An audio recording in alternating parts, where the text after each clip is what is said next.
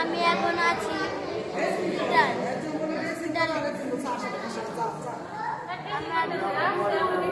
তিনটা বাজে এখানে আসছি।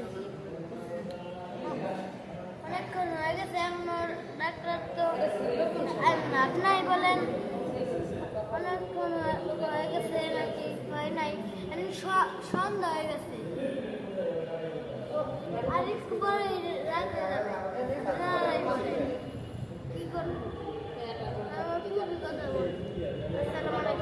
আচ্ছা, এতক্ষণ কথা বললেন হচ্ছে আমার ছোট বাবা রিয়ান করিম।